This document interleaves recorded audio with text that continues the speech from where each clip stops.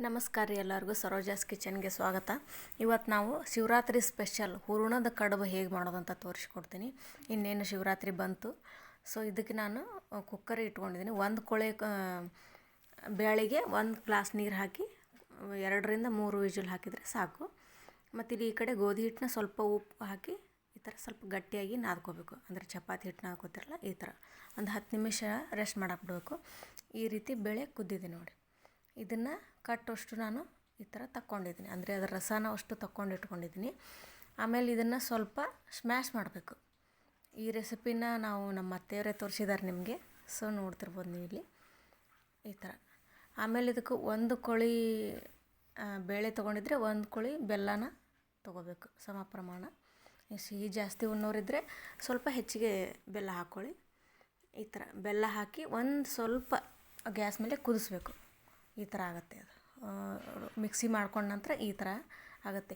ಇದನ್ನು ನೀವು ಚಿಕ್ಕ ಮಕ್ಕಳಿಗೆ ಸ್ವಲ್ಪ ತುಪ್ಪ ಹಾಕಿನೂ ತಿನ್ನಿಸ್ಬೋದು. ಪೌಷ್ಟಿಕ ಆಹಾರ ಇದು.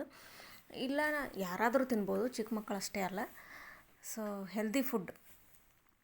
ನಮ್ಮ ಚಾನಲ್ನ ಯಾರು ಸಬ್ಸ್ಕ್ರೈಬ್ ಮಾಡಿಲ್ಲ ಪ್ಲೀಸ್ ಸಬ್ಸ್ಕ್ರೈಬ್ ಮಾಡಿ, ಒಂದು ಲೈಕ್ ಕೊಡಿ. ಆಮೇಲೆ ಇದು ಹಿಂದಕಲ್ ಕಾಲದಲ್ಲಿ ಇದನ್ನು ಬರೀ ಇದೇ ರೀತಿನ ಹೈಗ್ರಾ ಅಂತಾರಲ್ಲ, ಇದೇ ರೀತಿ ಮಾಡ್ಕೊಂಡು ತಿಂತಿದ್ರು. ಇವಾಗೆಲ್ಲ ಸ್ವಲ್ಪ ಬದಲಾಗಿದೆ ಕಾಲ. ಸೊ ಆಮೇಲೆ ಈ ಹಿಟ್ಟು ನಾದ್ಕೊಂಡಿರ್ತೀವಲ್ಲ ನಾವು, ಈ ಥರ ಸಣ್ಣ ಸಣ್ಣ ಉಂಡೆಗಳನ್ನು ಮಾಡಿಕೊಂಡು ಈ ಥರ ಲಟ್ಟಿಸ್ಬೇಕು. ಉದ್ದಕ್ಕೆ ಈ ಥರ ಲಟ್ಟಿಸ್ಕೊಂಡು ತೋರಿಸ್ತಾ ಇದ್ದೀವಲ್ಲ ಈ ಥರ. ಅಂದರೆ ನಾ ಈ ಮೊದಲು ಕರ್ಜಿಕಾಯಿ ರೆಸಿಪಿ ಹಾಕಿದ್ದೆ ನಾನು, ಸಂಕ್ರಾಂತಿ ಸ್ಪೆಷಲ್ ಅಂತ. ಸೊ ಆ ರೀತಿಯೇ ಲಟ್ಟಿಸ್ಕೋಬೇಕು. ಅದಕ್ಕೆ ಲಟ್ಟಿಸ್ಕೊಂಡಿರ್ತೀವಲ್ಲ ಎಲೆನ, ಆ ರೀತಿಯೇ ಲಟ್ಟಿಸ್ಕೋಬೇಕು.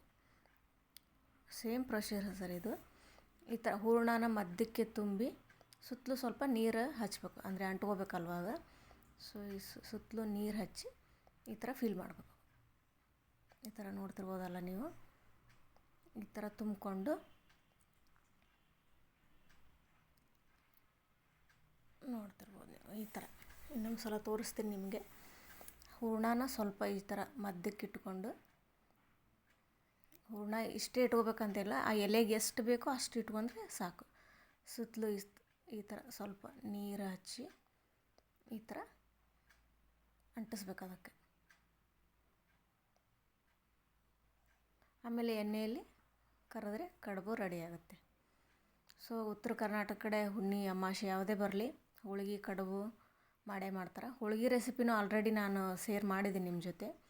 ಸೊ ಇಂಟ್ರೆಸ್ಟ್ ಇದ್ದರೆ ನೋಡ್ಕೋಬೋದು. ಸೊ ಯಾವ ರೀತಿ ಬಂದಿದೆ ಅಂತ ನೋಡ್ಬೋದು. ಇಲ್ಲಿ ಕಡುಬು ಮಕ್ಕಳು ತುಂಬ ಇಷ್ಟಪಟ್ಟು ತಿಂತಾರೆ ಇದನ್ನ. ಸೊ ಶಿವರಾತ್ರಿ ಅಮಾವಾಸ್ಯೆ ಸ್ಪೆಷಲ್ ಹೂರಣದ ಕಡುಬು ready. Thank you for watching.